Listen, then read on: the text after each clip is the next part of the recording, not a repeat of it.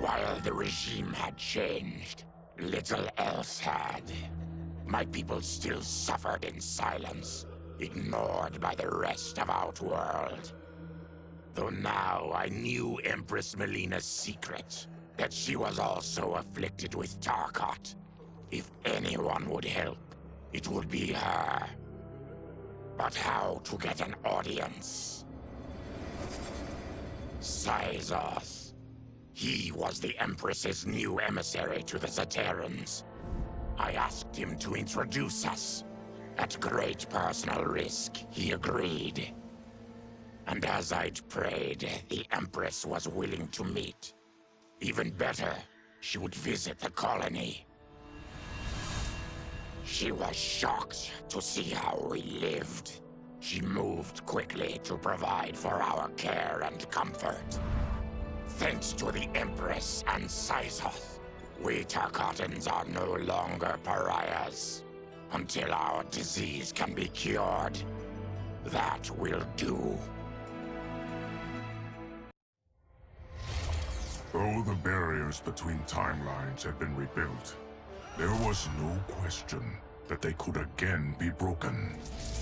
Protecting this timeline would require eternal vigilance, so that it could not fall victim to further outside aggression.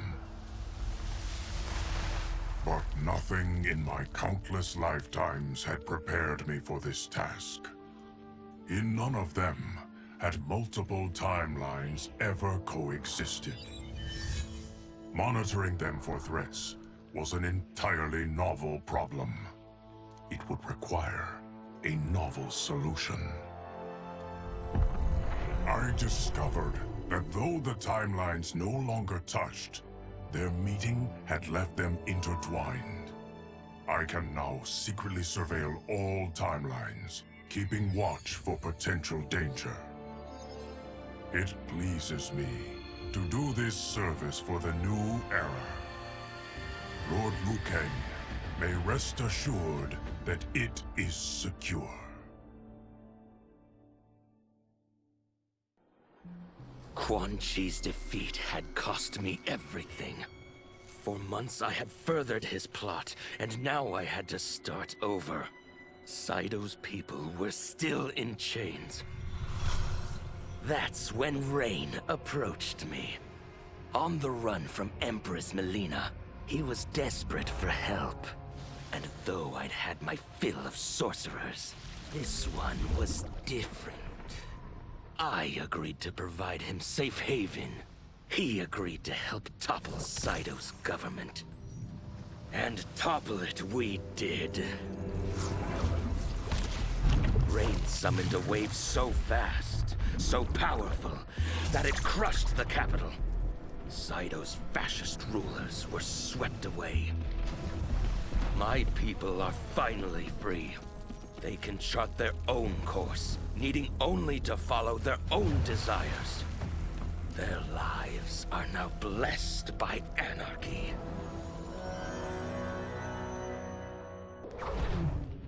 Since this whole thing kicked off, I'd wondered why Liu Kang chose me to be a champion. I mean, sure, I was killing it as a martial arts star, but it's one thing when it's all for show. It's different when you're playing for keeps. Then Liu Kang let me in on his master plan. He wanted the masses to know about the world beyond them, the one filled with gods and monsters, and he wanted me to tell them about it. But I knew revealing the truth all at once would be too shocking of a plot twist for most. That's why I pitched doing a bunch of stories, to slowly get people used to it. And if there's one thing I can do, besides kick ass in combat, it's build a cinematic universe. I'm serving up movies, streaming series, games, you name it. I like that I'm doing a public service. And it doesn't hurt that I'm making more than a few bucks. It's the kind of synergy that would make any studio mogul proud.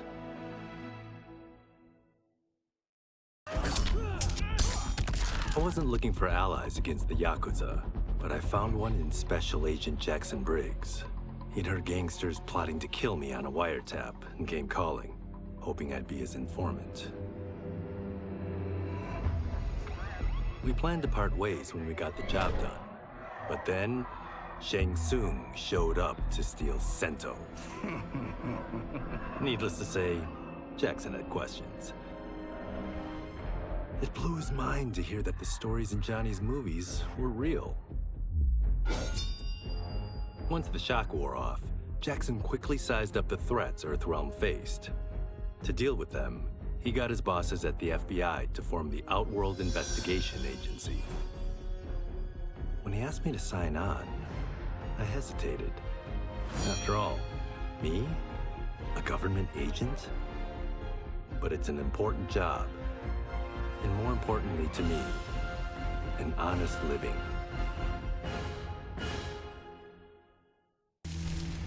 General Shao's revolt left Outworld's armies in tatters. We were vulnerable to enemies both foreign and domestic. That's why my sister asked me to take command, to stitch her military back together and purge Shao's loyalists within it. She trusted only me with the task. The soldiers, however, had little faith. They thought me a spoiled dilettante, unprepared and unfit to serve. That I could fight mattered little. All that mattered was that I wasn't one of them. I finally earned their loyalty by orchestrating an epic victory over Shao and his rebels. Though the general himself escaped, his forces were smashed. For as long as I am able, I will lead the Empress's armies in defense of Outworld. Through strength, we will achieve peace. It was inevitable that the Shaolin Masters had me join them. They knew just how much future initiates could learn from me. Shujinko was one of my earliest. His ability to absorb anyone's powers and skills was amazing. With the right training, he could become our greatest champion. I knew that I alone could give it to him. But as his proficiency grew, so did his ego. In love with himself and his power, Shujinko became a threat to the realms. He hadn't learned humility, because I wasn't the one who could teach it. I should have listened to Raiden's warning and not tried to train Shujinko alone. After he was subdued, Shujinko's accumulated abilities and memories were taken from him. He is once again a new initiate, ready to begin his training. This time, Raiden and I train Shujinko together. He will become the champion he is destined to be. And I will fulfill my duties, humbly and cooperatively.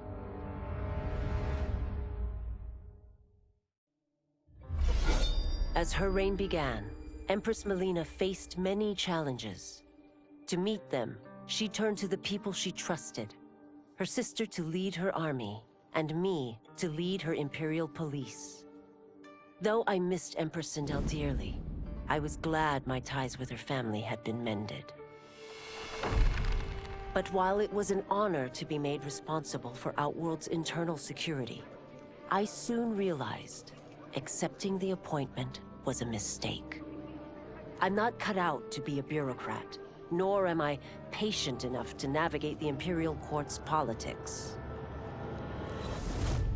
I was at my best patrolling Sundo's streets, when I could feel the city's pulse and serve and protect its citizens directly. That's why I resigned my post and resumed my role as Sundo's first constable. I end each day knowing I've made a difference.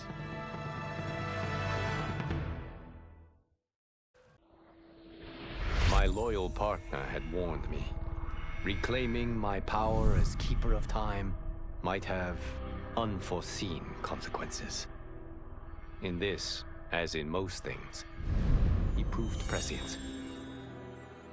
The process I had undergone did irreparable harm to my body. Taking back my power had cost me my immortality. While my lifespan would still stretch across eons, I would one day perish. And if the war with Titan Shang Tsung taught me anything, it is that this timeline is not safe without a protector. Yet I had never given thought to choosing a successor.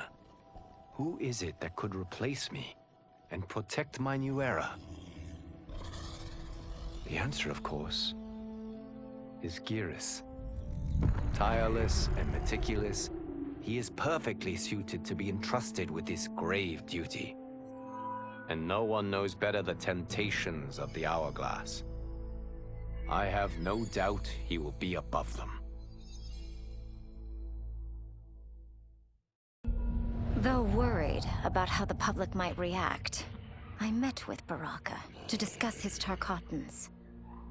Speaking from his heart, he moved me. I agreed to visit his colony and see how his people lived. The conditions were atrocious. This was one of my mother's few mistakes. Like all Outworlders, she treated Tarkatans with scorn. What they deserved from us was compassion. And the only way to get it for them was to reveal my affliction. To show all my subjects that even an Empress could get Tarkat. The scandal my revelation caused was intense.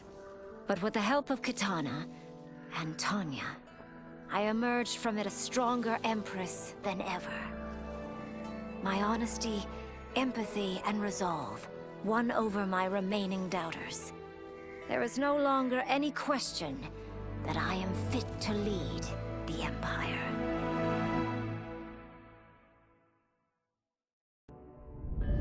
Quan Chi's plot collapsed. Along with it, my plan to secure new beings to feed my starving people. Because I'd advocated for partnering with him, I was held responsible. If I didn't seize for Viternus' new feeding grounds, the Coven would banish me. But then, I had a revelation. I didn't need to conquer realms to feed my people. I simply needed to capture enough beings to breed them. Once they multiply, Viternus will have a limitless, renewable source of food. And I only need a few thousand to start. A number so small compared to the billions in the realms that no one will notice as people go missing. But it will be more than enough to establish our breeding stock and feed a ravenous Viternus.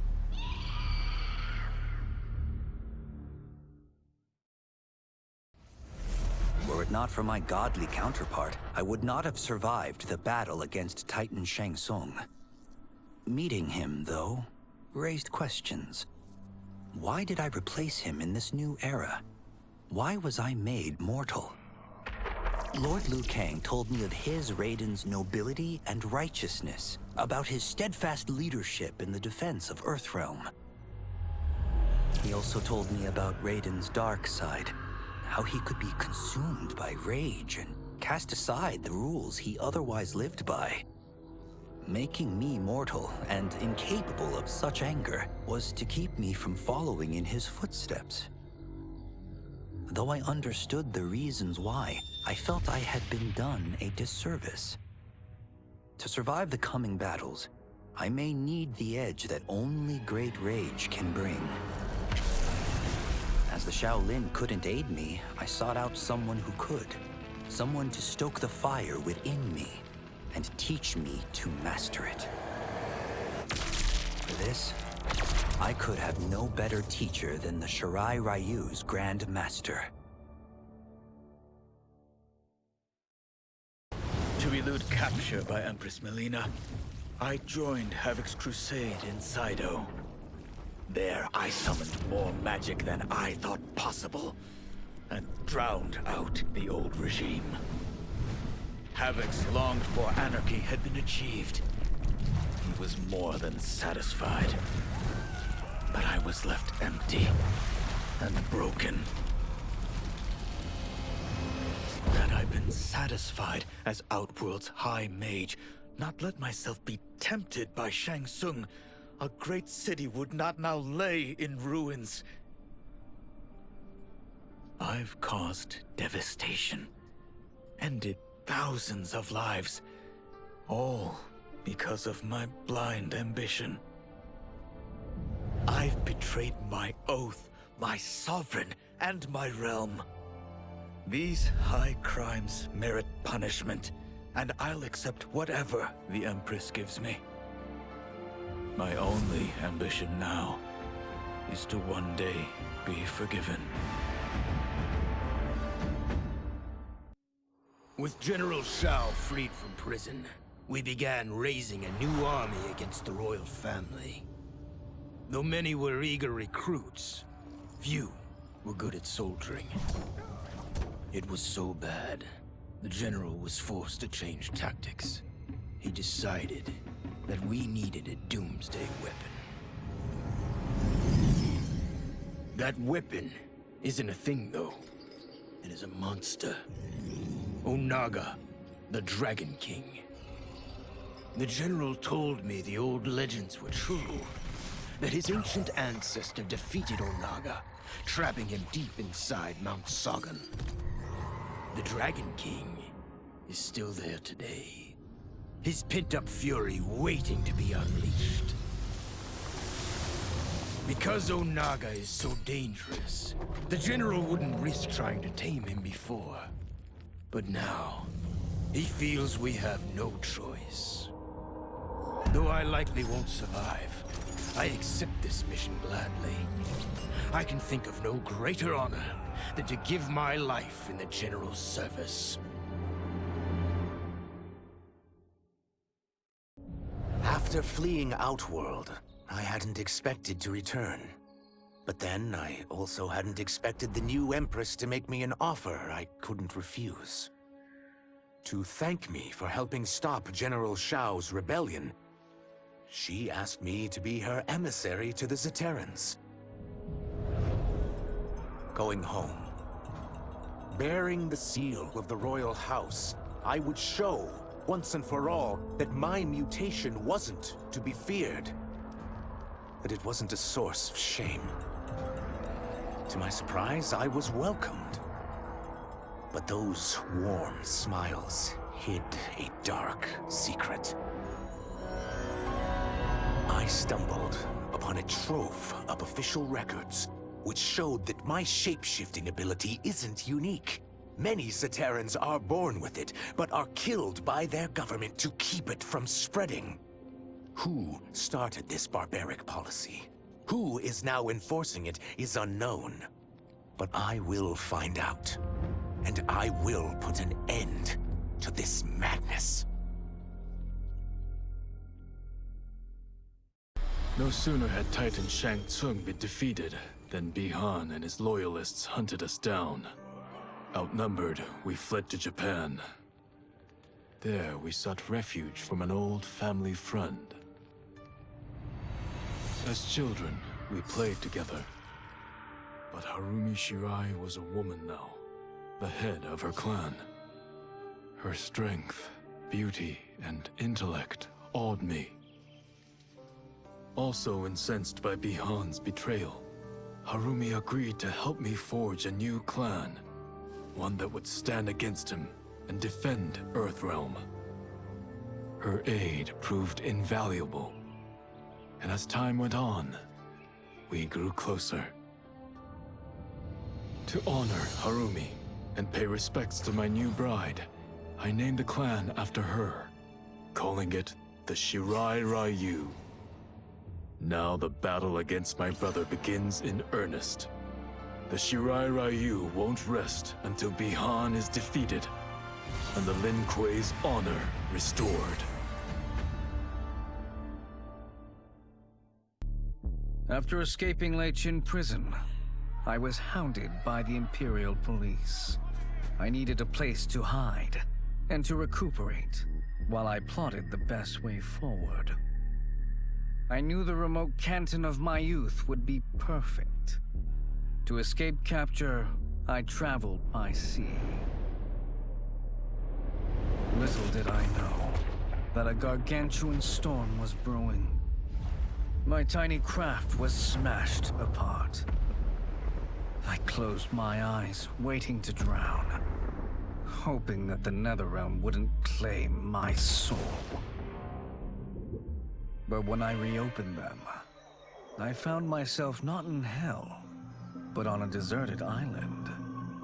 From its ruins, I could tell that great sorcerers had once lived there. In the caves beneath the ruins, I found what I can only describe as a well of souls. Once I learn how to wield its power, I will become invincible.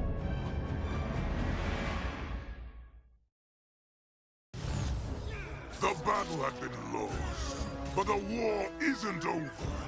I won't stop fighting until I take Outworld's throne. That they thought Lei Qin prison would hold me is laughable. Once free, I began planning my next campaign. I would need an unstoppable army to overthrow Melina. Unfortunately, most of my former soldiers lacked the courage to rally to my standard. Rebuilding my army would require finding new recruits. And that task is proving easier than expected. Outworld's golden age has left more than a few behind. Without hope, without power, they eagerly heed my call to tear down Melina's government. As the darkness enveloped me, I took a long last look at my family. I did not expect to see them again until their souls joined mine in the living forest. But miraculously, my beloved husband delivered me from oblivion. Though he couldn't save my body, Jared had preserved my soul. Like him and countless others, I am now a part of Ermac. Yet ours is not a peaceful repose. The collected souls within Ermac have their own needs and agendas. Before we can speak as one, we must first reach consensus. I had thought, as the former rulers of Outworld, I and Jared would hold sway. But here we are, two souls among many thousands, fighting for the right to be heard.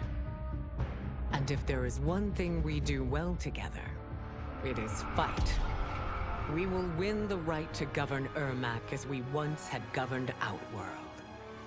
And we will rule for the benefit of all.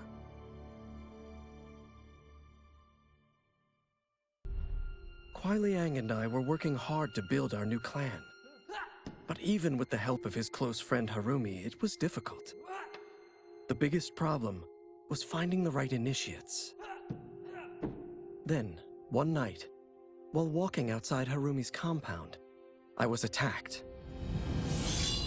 I thought at first it was a Lin Kuei assassin, but his strikes were too uncertain, too angry.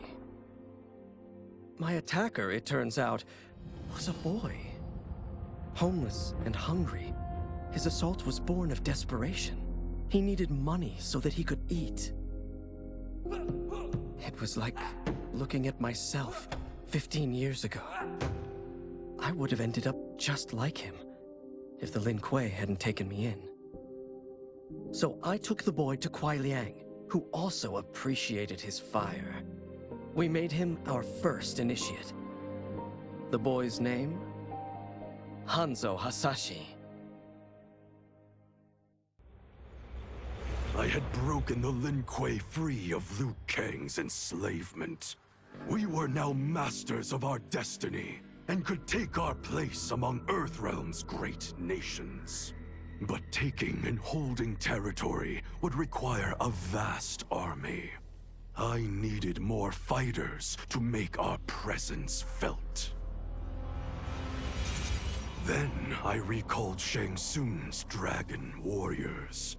An army of them would be unstoppable. But trafficking in such strong magic would surely draw Liu Kang's attention. Sector advised that we avoid detection by building our army using science, not sorcery. We've invested much into this endeavor, and we are beginning to see results. Once again proving the depths of Sector's genius. When we are done, all of Earthrealm will honor our desires and heed our demands. If not, they will face the Lin Kuei's wrath. Until recently, I hadn't met Li Mei, but I had heard the stories. How the Umgadi's matron superior blamed her for not preventing Emperor Jared's murder. How she quit in disgrace rather than accept punishment. But those stories didn't fit the woman I now knew. Li Mei would never have been so negligent. Eventually, I uncovered the truth. The failures and mistakes which led to the Emperor's murder, they resulted from poor decisions made by the matron superior themselves. They made Li Mei their scapegoat. When the Empress found out, she wanted the Umgadi disbanded. But I convinced her that it could be reformed. To make sure it did, she put me in charge. I am humbled by this sacred responsibility. The Umgadi, my sisters, they are my life. I will not let them be brought down by the acts of a selfish few.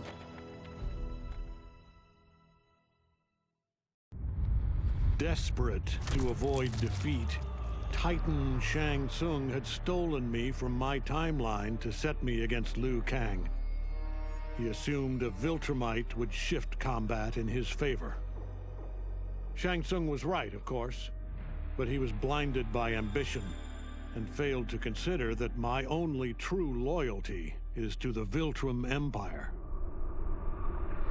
In my home timeline, my mission to pacify Earth for Viltrum had been left incomplete. I thought I could redeem myself by delivering this new timeline. New realms, new species, all ours for the taking. For a few years, annexing realms satisfied the Empire's hunger for conquest. But my people have excellent memory. I knew sooner or later we would return to our own timeline, to Earth, to finish my original mission. I only hope my son has had time enough to prepare.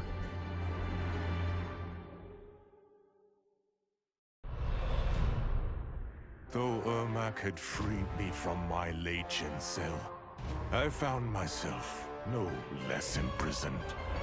I had no allies, no benefactor, and no obvious path back to power. And power is what I crave.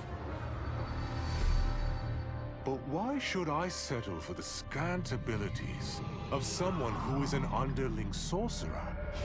I should be the one who controls history, who bends people and events to my whim. I should control the hourglass and wield it as the keeper of time. While I search the realms for the hourglass, I further master the dark magic needed to destroy Liu Kang. My quest may take a lifetime, but it will be worth it. For when I succeed, I will achieve omnipotence. Project Starfish? Project Butterfly? crazy town. Both of them. But neither was as fucked up as Project Magician. I was way over my head with Eclipse. I mean, the dude's a goddamn god. Somehow, though, I got his back to the wall. Freaked him out so bad, he cast a spell that sent me here. I guess he thought sending me here would finish me? But I tell you, I feel like I've come home. This place needs peace. Bad. And like me, folks here will do whatever it takes to get it. So bring on Shao, Reiko, and those dickhead sorcerers. I'll drop them all first chance I get. For a moment, Jared took control. We fixed the damage which had allowed him, and reimposed our collective will. But the damage went further than we thought. Without Quan Chi's aid, the spell which birthed us would fail. All of our souls would die. We freed the sorcerer from captivity. But after healing us, he betrayed us. He schemed to make us his slave once again. Combat was fierce, yet we persisted, finding strength in the unique abilities of our collected souls. Now we must decide our future path. Reconciling our desires will be difficult, but reconcile them we must. If not, we will be consumed by civil war.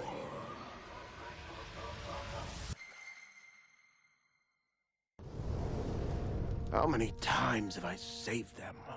I give and give and give, but no, I laser a few measly innocent bystanders, and suddenly they're all, "What have you done for me lately?" I guess they forgot there's only one true justice in this world. Me. But of course, that was before things got weird.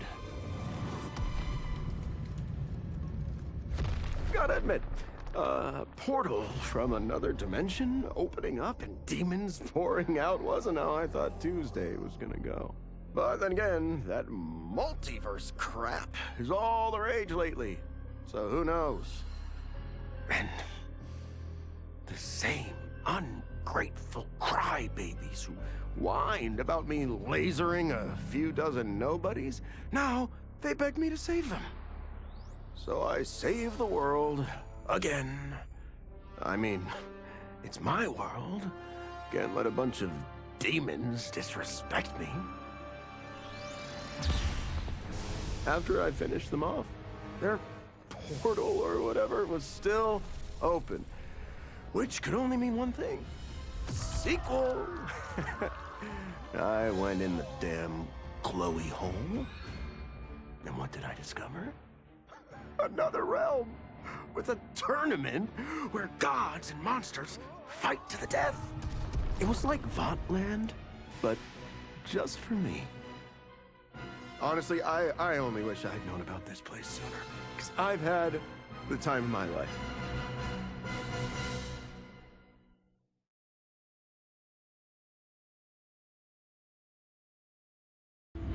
To kill a snake, you cut off its head.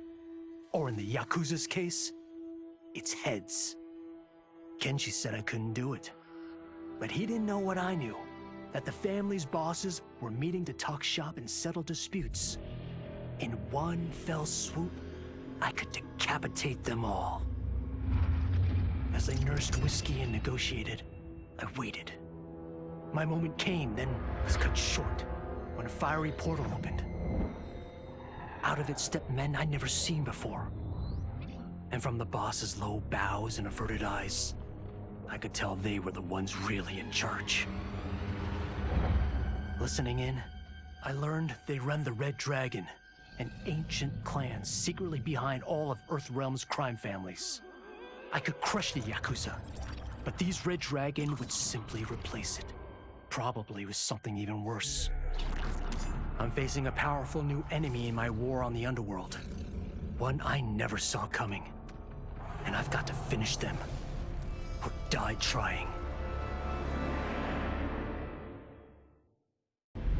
One minute, I'm in Woodsboro, closing in for the kill. Then the next, somehow, I'm here. How did it happen? And why? Don't know, and I don't care. What I do know is I'm gonna sink my teeth into this plot twist. But people here don't know me. And if I'm gonna relish making mayhem, I need 'em fucking scared. Live streaming some kills will do the trick. The shredded flesh and splattered blood will go viral. And that's when the fun really begins. I can't wait to start stacking bodies, to see the eyes go dark as they die. I do this right, someone will want to turn it into a video game. And they say I'm a psycho.